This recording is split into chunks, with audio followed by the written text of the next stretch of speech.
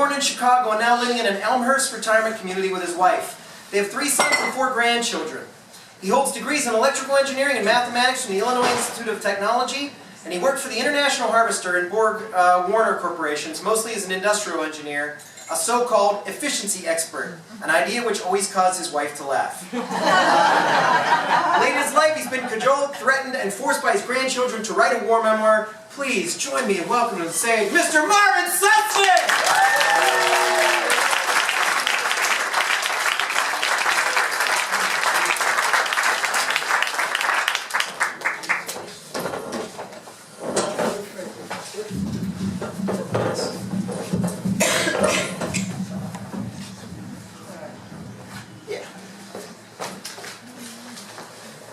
D'abord, je dois m'excuser parce que ma première interprompteur qui n'est pas arrivé. Et ça n'arrive jamais quand même. Alors, je dois dire, au lieu de réciter avec ma voix, did everybody understand what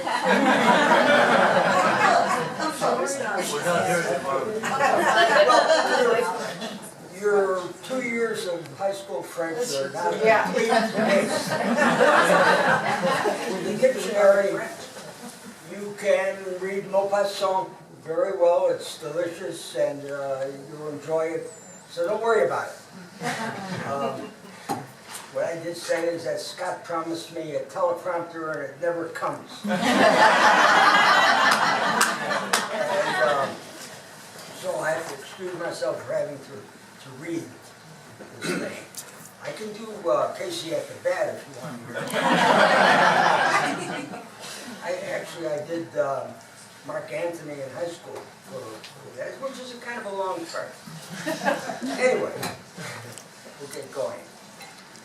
So why was I able to translate the French language for A Troop, 4th Cavalry Reconnaissance Squadron?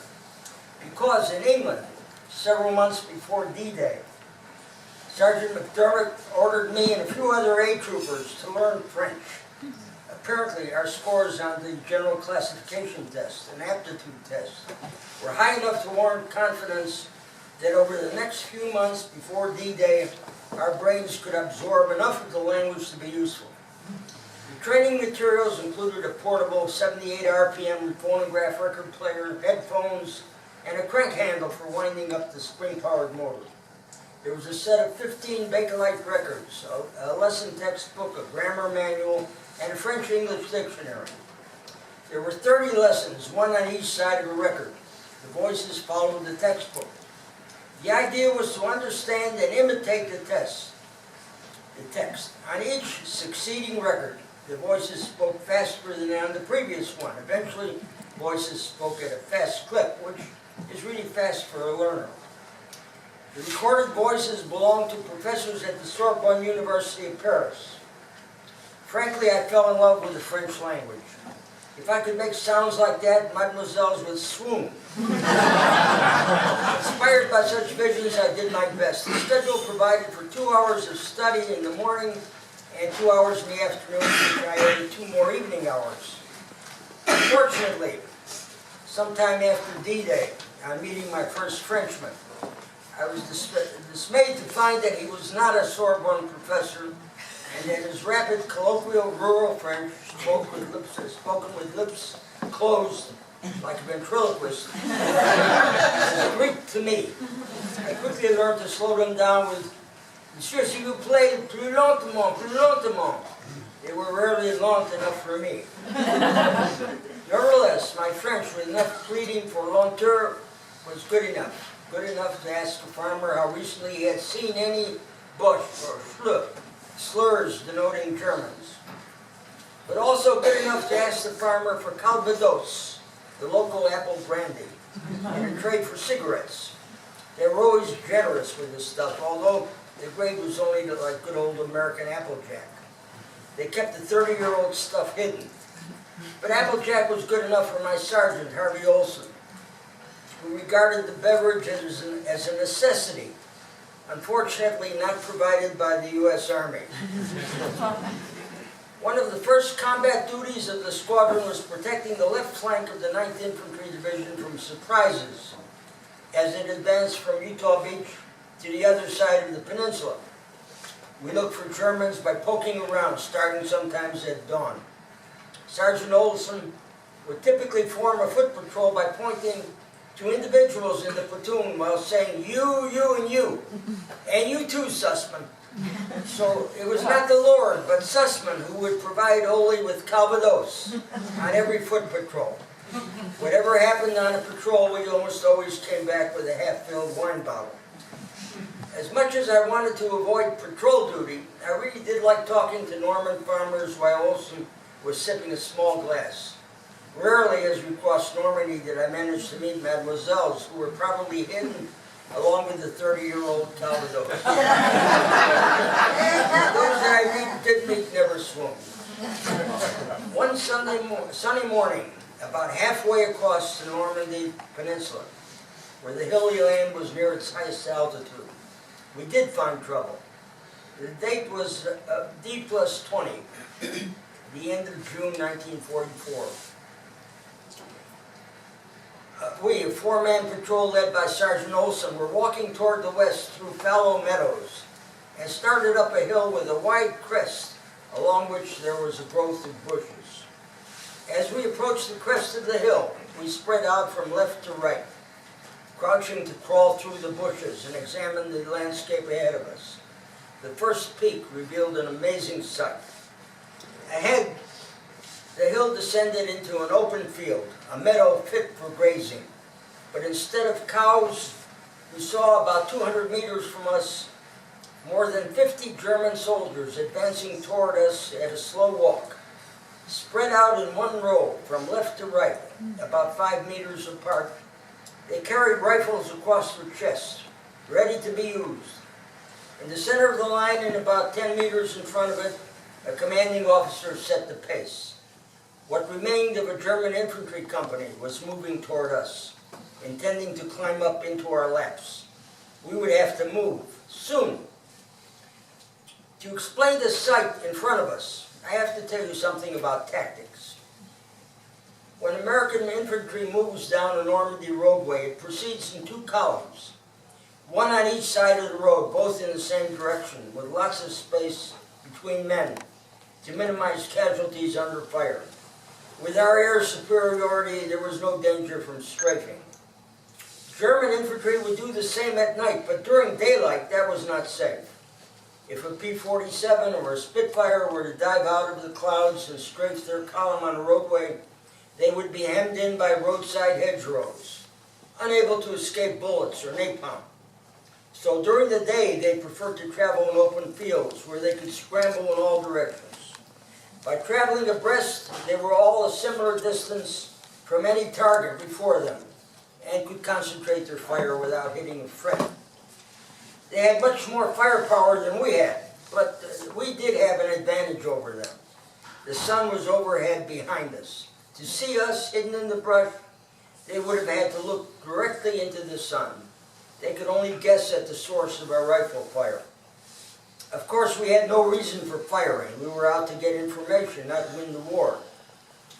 They were headed straight out of Normandy Peninsula. Maybe they thought they could go all the way to Germany, but more likely they were expecting to end up in a POW camp where they would finally get a meal. It was fascinating to watch them getting nearer, but time was working against us. None of us spoke until the captain was less than 100 meters away. Then, almost at once, 3 of us whispered, "Ole, we have to get out of here." Olson was silent for a few more seconds. Then he said, "Yes, but first I want to get the captain. Aim at his chest, but don't fire until you hear my shot." What an idea, an execution. All of us had sharpshooter medals, and all except me had been hunting since the age of 10. We were right at the hill crest in a kneeling position, rifles poised to fire, and could drop back below the hill crest in a few seconds after firing. We had to run back with a report in any case. Why not? As the captain started up the hill, it became obvious to us that Olson was going to wait until none of us could miss, until we could see the whites of his eyes. Harvey Olson was the coolest man alive. Before this day, I had fired at enemy soldiers at a distance, but they were moving rapidly, seeking cover, so there was no time to aim carefully. It was a matter of getting off as many shots as possible while trying to keep an eye on the target. And they would drop out of sight when fired at, so we seldom knew how effective our shots were. So there I was, for the first time, really aiming directly and carefully at a human being. An enemy, but still a human being. And I had time to think about my target. Maybe too much time. He appeared to be about 30, wore glasses, and was athletic enough to start up the hill without breaking stride. He probably graduated from university. He certainly had passed his Abitur exam to earn a German baccalaureate.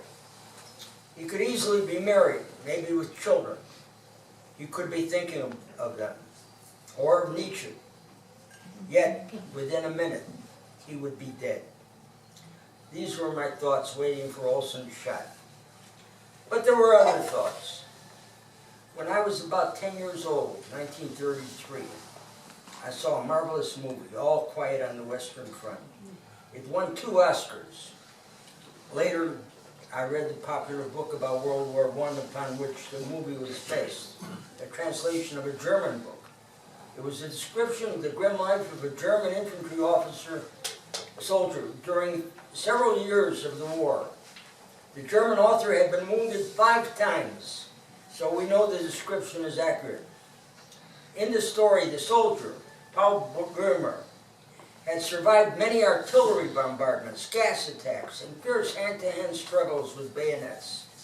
Near the end of the war, on a day without a major battle, when there was nothing new on the Western Front, which is the meaning of the book's German title, Am Westen nichts Neues, Paul Böhmer was killed. Recently, I read the book in the original German with the help of a dictionary because there was a lot of military slang. The English book I read as a 10-year-old was really cleaned up a lot. At the end of the movie, to portray the death of the soldier, which is not described at all in the book, we are shown a bright day over a green field. A butterfly lands on a flower near the soldier, who collected butterflies. While he reaches very slowly to capture the insect, the camera cuts to a French sniper taking aim with his telescopic sights. Then the camera shifts to a close-up showing only the hand moving slowly, very slowly toward the butterfly. As the hand moves, we see it jerk up slightly. Then we see the hand drop slowly to the ground as the butterfly, the symbol of life, flies away. And we know that Paul Böhmer is dead. You can see why the director got an Oscar. My memory of the movie as a 10-year-old, walking out of the dark Balvin and Katz Central Park Theater on Roosevelt Road in Chicago into the daylight, is that I really hated that French sniper. Yes, the French were our ally and the Germans our enemy, but by the end of the movie, audience sympathy was with the German soldier who only wanted to survive and go home. As the German officer climbed the hill, I thought of that French sniper. I was now that hated sniper. I was conflicted. If an enemy is charging toward you or shooting at you, you will fire at the enemy with a sense of fear or even panic. Then, emotionally, you know why you are pulling the trigger. But as a well-hidden sniper, you have no fear or panic. A sniper fires calmly at someone who is not an immediate threat to him. In this case, the Germans were perhaps hours away from a prison camp where they would be rendered harmless. This captain had gone through 5 years of war, and the war was almost over. If he got to a POW camp, he would go home to his family. He could pick up the pieces, have a career, maybe do something good. You could be a Nazi, but 2/3 of the Germans voted against Hitler in 1933. But he was appointed chancellor anyway. Later, German army officers tried to assassinate Hitler. Everybody, pro or con, gets dragged into a war. How can any individual be judged? I must admit that I was naive. I had read Goethe, Kant, Schopenhauer, Mann, and Kafka. I had great respect for German culture, at the top of science, math, music, and literature. This was June 1944, before the discovery of the death camps and other atrocities that the German army had watched in silence, if not participating. I looked at Germans as any other people now caught in a trap. Such naivety did not last the war, but it lasted through Normandy. So here I was, about to kill Paul Bremer. The only motivation for a sniper to kill is duty or hatred of the enemy, or both. Did I hate this Paul Bremer enough to keep him out of a POW camp? Maybe. Maybe not. Of course, his death was inevitable. I could easily miss him. Nobody would know, and my conscience would be clear. On the one hand, if I killed him, it would be in cold blood. There is something in human nature that instinctively rebels against killing a fellow human being in cold blood. I would be killing him like Cain killed Abel, like Genghis Khan. Killing one human in cold blood is morally no different than killing thousands. Did I waste my time reading Kant and Niebuhr? I wondered. On the other hand, a German officer could not surrender unless he ran out of ammunition, and that was not the case. So there was no way that Paul Bremer could be thought of as anything but a deadly enemy. In any case, I had an order and a duty to obey. So where does that leave the philosophers? They know nothing about the logic of war, no more than a 10-year-old, not in Normandy. So I had to overcome the instinct and aim well. The officer kept a steady pace uphill. I kept my sight on Paul Bremer's chest, following his movements. Olson waited until the captain was about 30 meters away. Home plate to second base, slowing his pace as the hill became steeper. Olson's shot rang out next to my ear. As I was squeezing the trigger, Paul Bremer moved away and was still, only on the ground. Then within a second or two, four more of our shots went off, and we scrambled back to safety behind and below the hill crest. Olson shouted grenades as he pulled a pin and heaved one over the crest as far as he could, as a flurry of bullets cracked the air well over our heads. We all did the same. Then we ran down the hill trying to keep our balance. Back on the flat ground, we kept running until the hill was out of sight. That was my first well-aimed shot at a human being, and also the last shot, before which I had time to think about the life of my target. Just so you know, that's the worst way to shoot someone. Whatever my thoughts were, the only regret Ole had was that the patrol had returned without a bottle of Calvados. Sergeant Harvey Olson was absolutely right. Calvados was a necessity. Unfortunately, not provided by the U.S. Army.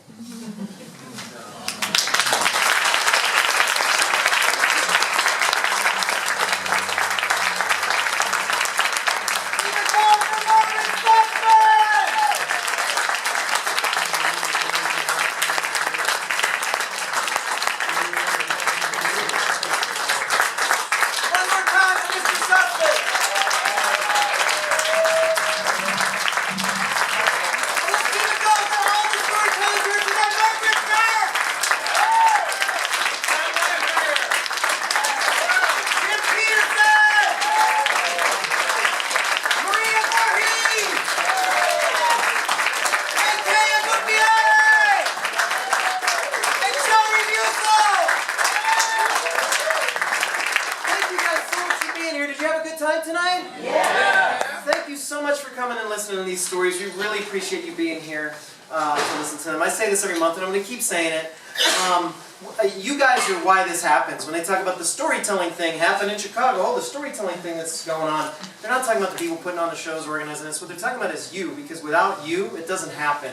I also like to say every month, without an audience, storytelling is extremely weird. So thank you for making it not weird this month. We are so happy that you were here for the stories. We'll be here the second Tuesday of every month. We will have 2 more months with Mr. Sussman. We cannot wait to hear more stories from you. Please, if you want to tell your stories, do it. One opportunity is Story Lab. If you sign up tonight, you'll get an email, and you're guaranteed a spot on stage. If you leave and you didn't sign up tonight, and you're like, oh, I should do it, I wish I'd signed up, just email us. I was at the show. We'll put you on the list. There's the open mics, there's all that stuff. But even if that's all too much, you're just like, I just want to share my stories, do it wherever you share your stories, with your family, with your friends, meeting new people. This is just a slightly more formal version of something we do every day and that we should be doing all the time. So tell your stories where it's right for you. Also, if we listen to each other the way we listened to the storytellers tonight, took that out of this room, I think it would make a big difference in the world as well. One more time for Allie Jackson. She's not here anymore. We got to give her